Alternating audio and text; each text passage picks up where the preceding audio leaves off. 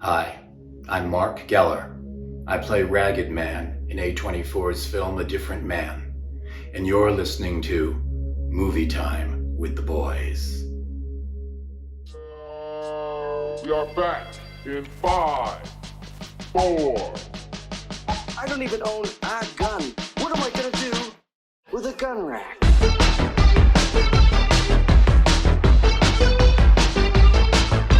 Remember Salomon, I promised to kill you last? That's what you did! I lied. Movie time! Movie time! It's movie time with the boys! Movie time! Movie time! It's movie time with the boys! Movie time! Movie time! It's movie time with the boys! Movie time! Movie time! It's movie time with the boys! Go to the coast, we get together, have a few laughs. We're back. Season 2, Movie Time with the Boys, alive and semi-well. I'm Jonathan Davies, and this is Luke Frost. Say hello, Luke. Hello, Luke. We took a break. We did Severance with the Boys. I hope you joined us for that. If not, go check it out. You'll enjoy it. We had some very special guests. Today, we are back for Movie Time with the Boys Season 2. Luke and I are just going to be going through the movie Friendship today. What our feelings are, whether one of us needs to eat some soap in the corner. Well, other than that, how have you been, Luke? Good, mate. I'm in my late 30s, just start paddleboarding phase at the lakes. So I'm embracing my late 30s and trying to stay active and in the least possible way. In the standing up and moving your arm way. Yeah, I don't even stand up. It's too scary. I sit down. I've got kneeling down, but standing's gonna be a little while longer to learn. How have you been? Today or since we last spoke? Let's pretend we haven't seen each other since we did Movie Time with the Boys Season 1. Yeah, it's been a long 7 or 8 months since we last spoke. What have I been doing? Just getting through life, I guess, is Crawling through life. Yeah. Everything's a bit on fire right now, so just trying to make my way through life. It's the perfect time to bring back the podcast. Yeah, exactly. Why not bring some joy into our lives and everyone around us to come and welcome the boys with open arms. I think it's just probably a good pivot from that to talk about how the show is going to go, how the new format's going to run, and the changes we've made. You guys may have noticed John doing an intro this time. We decided to change it up a bit. We're going to take it in turns to do intros, and John's going to lead some episodes. I'm going to lead some episodes. We decided that trying to spend 40 minutes on a whole movie was just kind of not fun to listen to. And I look at the stats, I see when people drop off the listening, and it's like within the first 10 minutes. So we're also not that smart. So talking about a movie for 40 minutes isn't great. We're not going to deep dive on the mise-en-scene. I'm just going to say that scene was really funny and I liked it. So the breakdown for future episodes is going to be as follows, because we did a recap episode and we thought it was really fun to discuss older movies we'd seen recently and then jump into like newer movies. So that's the plan. We're going to do 10 to 15 minutes of like stuff we've seen in the past few months, I guess 8 months. And then we're going to jump into like a 15-minute feature movie at the end of each episode, which this episode will be Friendship. Tell me about what media you've been into for the last couple of months. What films have you been watching? What's been tickling your fanny? So I'm going to start with my older movie, which was 2002's Phone Booth. Fucking love that movie. I'd never seen it before 3 days ago. My wife loves movies where it's like one location and then it's someone trying to escape from a certain situation. So we watched Phone Booth, and it was, I think we paid like $3 on Prime because they couldn't find that anywhere. I was like, put it on my tab. I'll get this for us. So kindly. And just because she watched the trailer, she hates watching things that are like that look super old. Okay. And what year is Phone Booth? It's 2002, but it looks dated. They have like the same editing as Enemy of the State, that kind of thing. And there's like screens within screens, like when someone calls them, you can see the phone screen here. So that was kind of cool because it was like a throwback to when all that started and how they've moved away from it since. Did you recognize the voice? I did a bit only because I read the credits at the start. Yeah, I know. So just to go over the cast and crew, Colin Farrell was fantastic. Yeah. Because you rarely see him like not playing. I don't know if I have it at least. You never see him not playing an Irishman. So to see him playing like this New Yorker dipshit was like really cool and refreshing. He was great. I thought most of the other people in the movie were pretty bad. The police chief, played by Forrest Whitaker, I thought was awful. And he plays the same character in like every movie he's in. Except for Star Wars. Oh, he's in Star Wars. Okay. He's in Arrival, and that's the one movie where I think he's really great. And it's the same kind of character. He's just like matured in that role, I guess. So I thought he was pretty bad in this, but honestly, it didn't take away from the movie. I really enjoyed it. I thought it was fun. My wife gave it like a 6 out of 10, so it was passable. Second movie that I saw recently and is possibly my movie of the year so far, it was Sinners. I thought it was so good. I think Michael B. Jordan playing those two characters was amazing. I had to look it up because I was like, how do they do this? Does he actually have a twin brother? Turns out he doesn't. I was just fooled by the camera trickery. Michael B. Acton. The bad guy, or I guess the antagonist, is played by Jack O'Connell. I don't know if you remember him. He was in Skins in the UK. Oh, okay. I never watched Skins. Oh, really? You missed out, bro. Yeah. Yeah, it was really good. Anyway, Jack O'Connell, he's in a bunch of British horrors and a bunch of British dramas and stuff. He's kind of unrecognizable. I didn't notice it was him until I saw it in the credits at the end. I went back and watched it. I was like, oh shit, it is that guy. There's this one scene in Sinners. I'm not going to ruin it for you, but it's one scene where music's involved and him and his crew that he's with are singing. And it's so eerie. And they sing this old Irish like folk tune. It's just absolutely haunting. So if you get a chance, watch that movie for sure. You'll really enjoy it. And I wish we'd kind of saved it and done it for an episode of this if we got our shit together sooner. But maybe we can come back and feature it again at some point. I'm going to leave it at that for me. What have you seen recently, John? What have you been up to? My oldest films, because it's more than one, that Em and I went through recently, is one that everybody loves. You hold it dearly in your heart. You still send memes to your friends about it. Both Em and I had not seen in over 10 to 15 years. We both watched all of the Lord of the Rings again. All right, I got beef for this. Whoa! Finish what you're saying, then we'll talk about it. Go on. Okay, they're great. The fuck's your problem?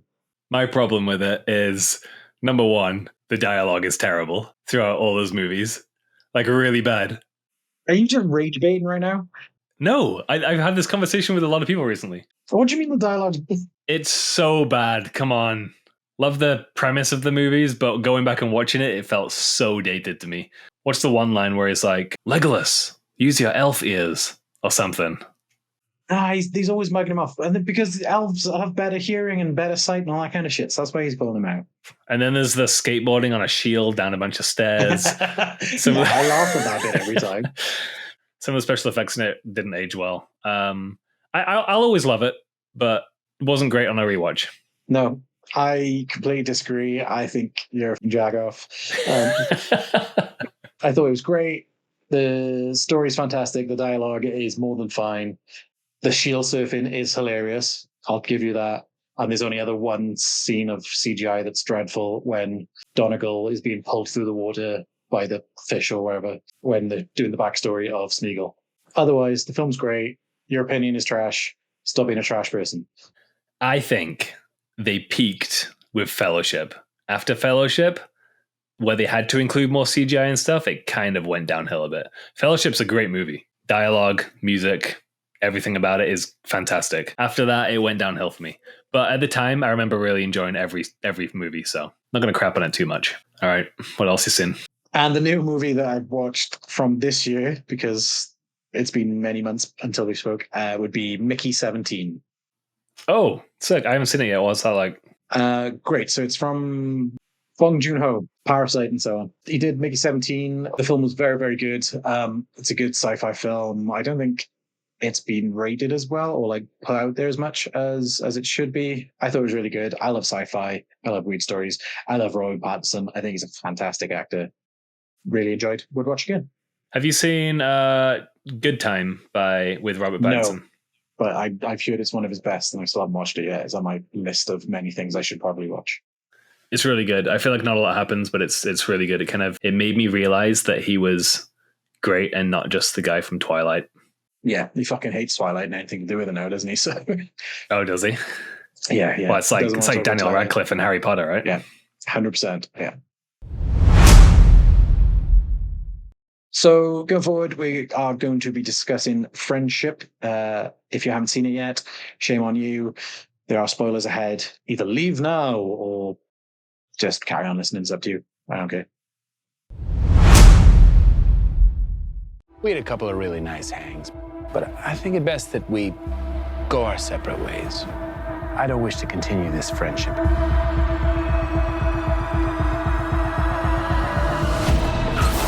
You all accepted me way too fast. You can't do that. You made me feel too free. People need rules.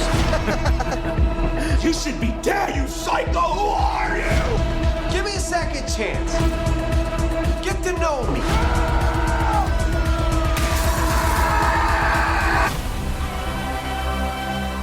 There's a new Marvel out that's supposed to be nuts. We should go see that. Cool. So moving on to Friendship, a movie from this year, directed by Andrew DeYoung, starring Tim Robinson, Paul Rudd, Kate Mara, Jack Dylan Grazer, and a fantastic small cameo from Conor O'Malley, who's good friends with Tim and is in many, many of his things. Full disclosure, going into this, I absolutely adore Tim Robinson. I love everything he's ever done. I think he's the funniest, cringiest comedian there is. Okay, listeners, if you remember from season 1 towards the end, we were getting blind reviews from our friend Kev. He purposefully doesn't watch movies until we do our episodes. I'm not sure if that's his reason or if it's just the way he rolls, but he sends us a 1 to 2 minute review about a movie he hasn't seen and tries to just predict what happens in it, I guess. So here is Kev's blind review of Friendship.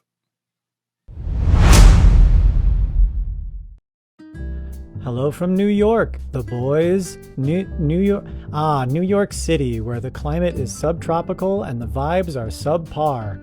How are you? Good? That's hilarious. You guys are always so funny, and I'm glad we're friends, but in a cool way, no cap.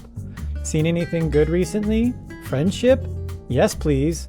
Haha, just kidding. I haven't seen it, but let's talk about it. A24 catches lightning in a bottle with Friendship, a laugh riot about an off-putting man that asks the question, what's wrong with men? The answer is a resounding Paul Rudd. It's Paul Rudd. Paul Rudd makes men feel inadequate. Friendship is like one long episode of I Think You Should Leave, and everyone really likes that show. Me too. I love the memes. I think a good comparison for Friendship would be Pacino and De Niro in Heat, a movie about two other friends who don't realize that if they can just get past their egos, they could fall madly in love. Why can't we just do that? Why is it so hard to love openly and without fear and then be loved in return exactly as you are? Safe and secure. Anyway, I liked it, and I'm sure we'll be talking about it for as long as the memes are good. Fun talking to you, the boys, and make sure you kiss the homies good night.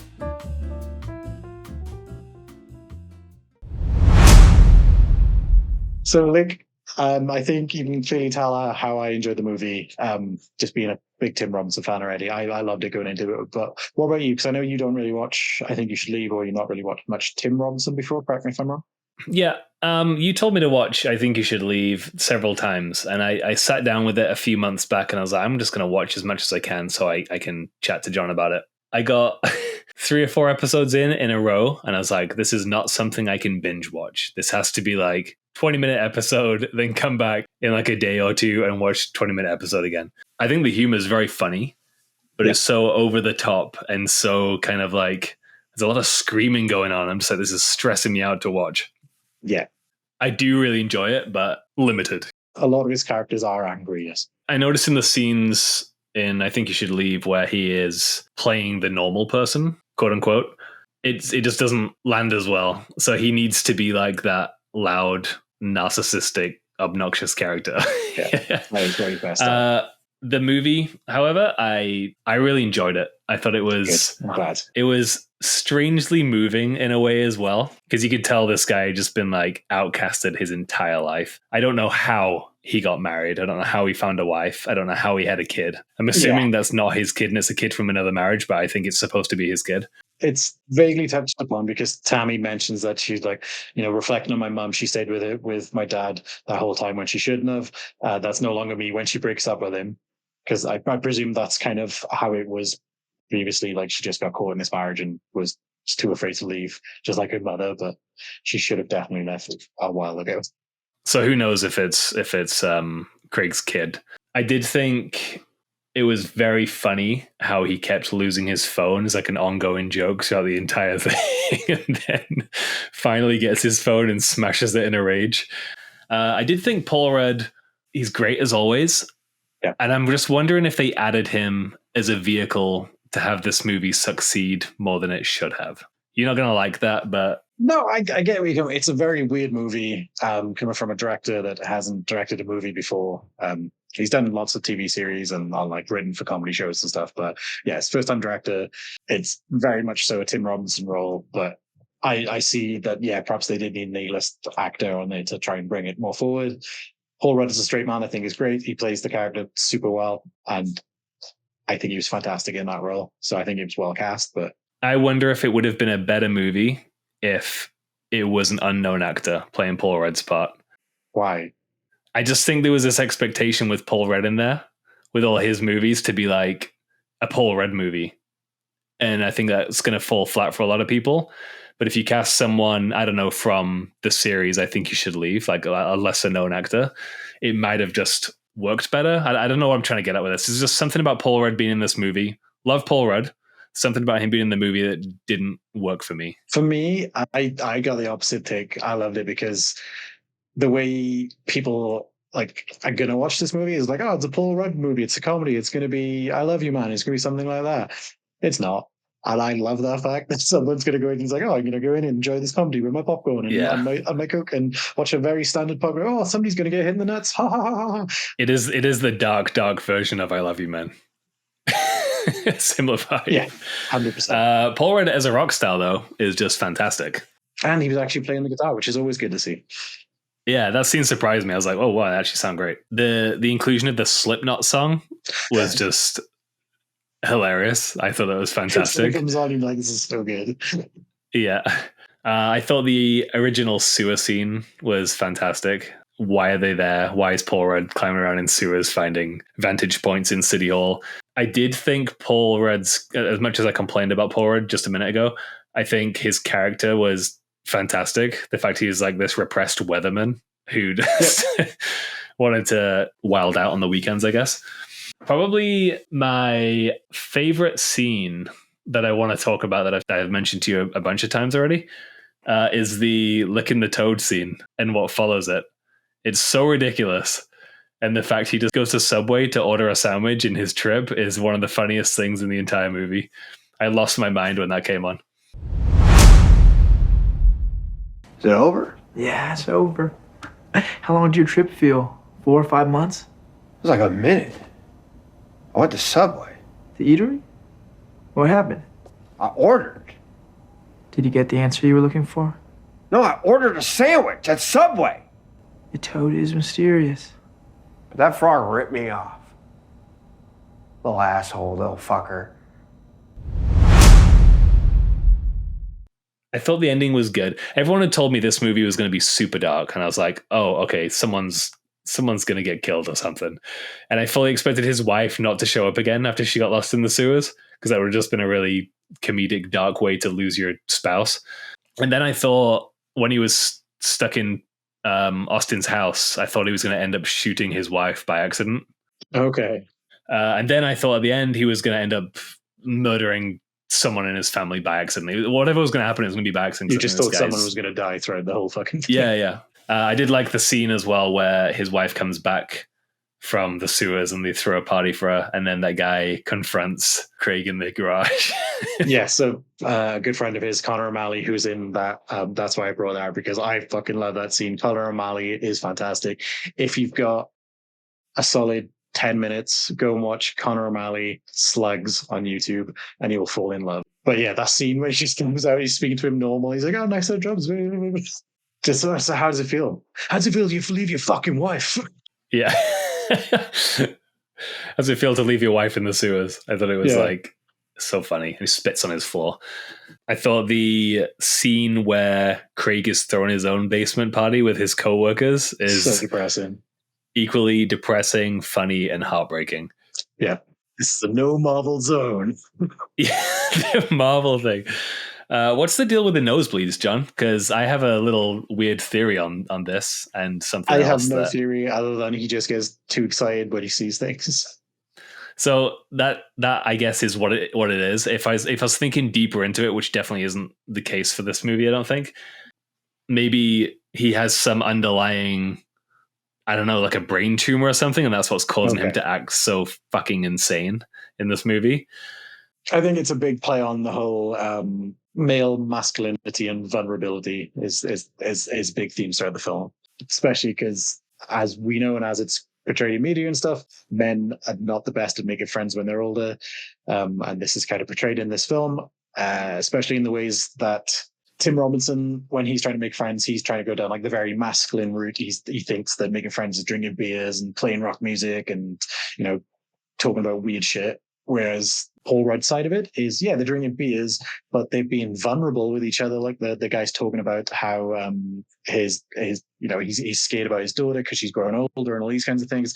So it's like that vulnerability there, which Craig doesn't latch onto at all. Like he misses that side of actually being an adult and just clings to the masculinity side. You know, he's getting beers and he's just trying to play drums and box and have the best time that way. Whereas the guys were more about being helpful and having to sing together and being vulnerable. And he kind of misses the step on that. So I think that's big themes throughout the movie for myself.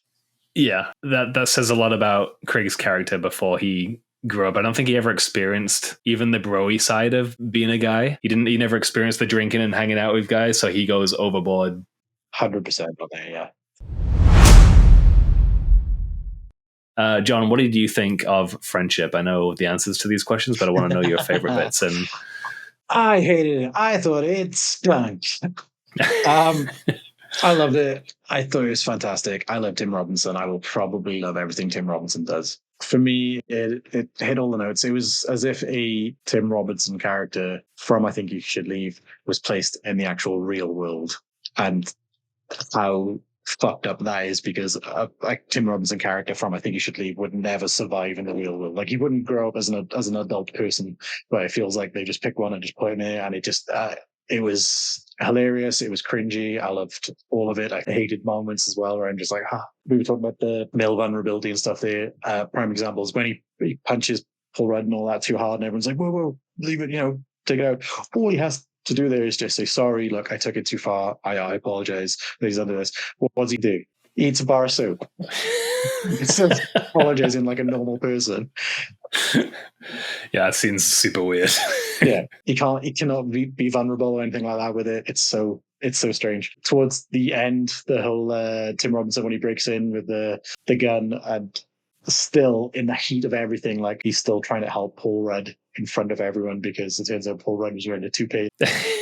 Yeah. Even down to the very last moment where he's in the car because he's getting arrested, and he still looks at Paul Rudd for approval, and he gets a wink from him, and that's just how they end it. And you're just like, oh, so good. It's so ridiculous. It's so funny. It's so cringy. I loved it. As someone who looked forward to this movie like a long time, did it live up to your expectations? This lived up to all my expectations. It was way darker than what I thought it would be, because when you look at a movie like Tim Robinson and Paul Rudd, you just think it's going to be a straight balls to the wall kind of comedy type thing. But this was very dark black humor, and I fully appreciate the way they went with it. It was great. Thank you for talking about friendship with me, Luke. This was very much so a me project, and I thank you for coming along on the journey. Give us your rating, please.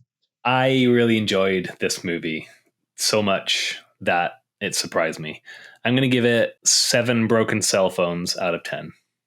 How about yourself? What are you going to give it? For me, I loved it. Already a strong contender for movie of the year for me. I will gash over Tim Robinson every time we talk about him, but I will give it 9 orgasms in the sewer out of 10.